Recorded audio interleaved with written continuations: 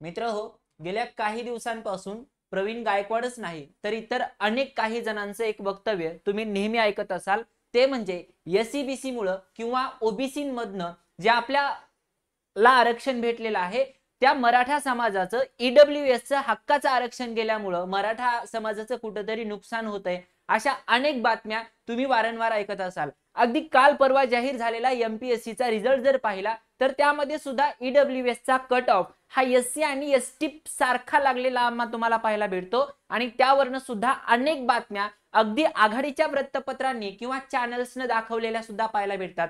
मग नेमकं ईडब्ल्यूएसचं आमचं हक्काचं आरक्षण गेलंय, आम्हाला ओबीसी मधनं आरक्षण भेटतंय म्हणून एससीबीसीतनं सुद्धा आता आमचं एससीबीसीचं आरक्षण सुद्धा जातंय, त्यामुळे आमचा खरंच तोटा होतोय का, याविषयीचा हा अहवाल। मात्र हे सगळं पाहत असताना या सगळ्या बातम्या तुम्ही वेगवेगळ्या चॅनल्सवर पाहिलेही असतील, मात्र नेमकं त्या माध्यमातून मराठा तरुणांचं आणि एकूणच ओबीसी मधनं आरक्षणाचा फायदा घेणाऱ्या एकूण मराठा समाजाची ही दिशाभूल करण्याचा तर प्रयत्न नाही ना, हे सुद्धा आम्ही आवर्जून या ठिकाणी पाहिलं पाहिजे। नेमकं या ठिकाणी ह्याचा विचार करत असताना तुम्हाला याच वेळेस दुसरी मी बातमी दाखवतो, ती म्हणजे काल एनडीटीव्हीने जाहीर केलेल्या या अहवालामध्ये सांगितलंय की ज्यावेळेस एमपीसीचा रिझल्ट लागला त्यावेळेस खुल्या गटाचा हाच कट ऑफ 507 मार्क वर असताना एससीबीसीचा 490, त्याचबरोबर ओबीसीचा 485 आणि त्याच ठिकाणी एनटी सारख्या प्रवर्गाचा 463 आणि ईडब्ल्यूएसचा रिझल्ट मात्र कट ऑफ जाहीर झालेला आहे 445 आणि 444 वर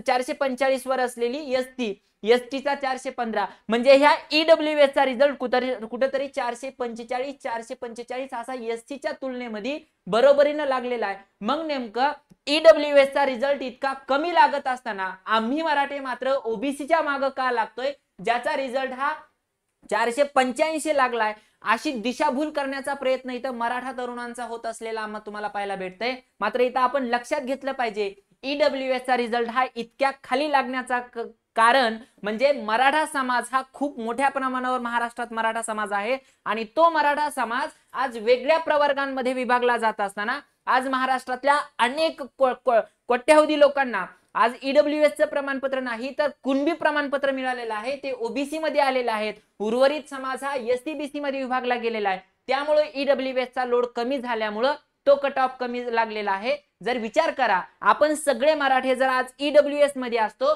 तर ह्या ईडब्ल्यूएसचा रिझल्ट हा खुल्या गटाच्या 1-2 मार्कांना आसपास लागला असता आणि आजपर्यंत तेच झालेला तुम्हाला पाहायला भेटतंय। म्हणून मला वाटतंय अशा जाणकार नेत्यांनी, अशा जाणकार पत्रकारांनी आणि ह्या आघाडीच्या वृत्तपत्र चॅनल्सनी आणि वृत्तपत्रांनी सुद्धा मराठ्यांची दिशाभूल होत असलेली किंवा त्यांनी सुरू केलेली जी दिशाभूल आहे ती यांनी थांबवली पाहिजे। नेमकं एवढं रिझल्ट कमी लागत असताना सुद्धा आम्हाला ईडब्ल्यूएस नकोय, एससीबीसी नकोय, आम्हाला आरक्षण एससीबीसी मधनच का पाहिजे, ह्याचं जर उत्तर तुम्हाला पाहायचं असेल तर या ठिकाणी आपल्याला एखाद्या महाराष्ट्रातल्या नामवंत इंजिनिअरिंग कॉलेज असतील किंवा मेडिकल कॉलेजेस असतील या अशा कॉलेजेसची आपल्याला फीस पाहावी लागेल। पण त्याच्या आधी आपण थोडंसं डिस्कशन करूयात कालच्या एमपीएससी रिझल्ट बद्दल, ज्याचा ओपनचा कट ऑफ लागलेला आहे 507 ला, एससी एसटीचा तर तुम्ही पाहतायच, मात्र एसबीसी सारख्या कॅटेगरीचा एनटीसी एनटीडी आणि ओबीसीचा जर पाहिला तर 485, तिथंच ईडब्ल्यूएसचा रिझल्ट लागलेला आहे 445,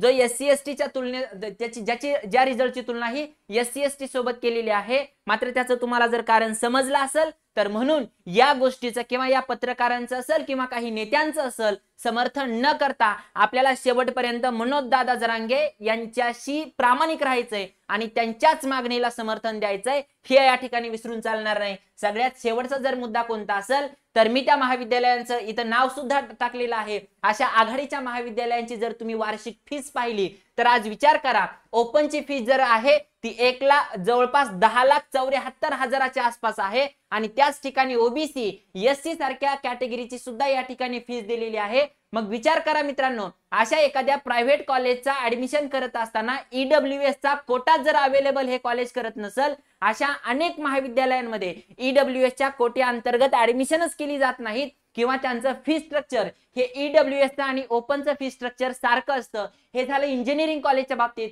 तुम्ही मेडिकल कॉलेजची सुद्धा कंडिशन पाहू शकता. अगदी मला या ठिकाणी पाहायचंय तर ओपन आणि पीडब्ल्यूडी ची जी काही फीस आहे, ओबीसी एससी फीजेएनटीच्या फीस आहे 16,000, त्या ठिकाणी ओपनची फीस आहे 1,57,000. आणि जर तुम्ही ईडब्ल्यूएस चा जर विचार केला तर ईडब्ल्यूएस चा विचार केल्यास तिथली फीस तुम्हाला पाहायला भेटेल तब्बल 88,000. मग विचार करा, जर 88,000 रुपये फीस ही ईडब्ल्यूएस, आता ईडब्ल्यूएस चा लॉंग फॉर्म काय असतो, अर्थ काय असतो, इकॉनॉमिकली वीकर सेक्शन, म्हणजे जे लोक आर्थिक दृष्ट्या कमकुवत आहेत त्यांच्यासाठी तुम्ही फीस जाहीर करताय 88,000. आणि ओबीसी साठी जर फीस असेल 16,000. याच नेमक्या प्रश्नासाठी आम्हाला मराठ्यांना ईडब्ल्यूएस सोडून एससीबीसी सोडून आम्हाला आरक्षण हे ओबीसी मधनच पाहिजे. आणि याच मागणींच्या अर्थातच मनोज दादा जरांगे यांच्या मागणीला आम्हा तुम्हा मराठ्यांनी समर्थन द्यायचं आहे. अशा कोणत्याही अभ्यासाला किंवा कोणत्याही तात्पुरत्या अहवाला आम्हाला बळी पडायचं नाही शेवटपर्यंत.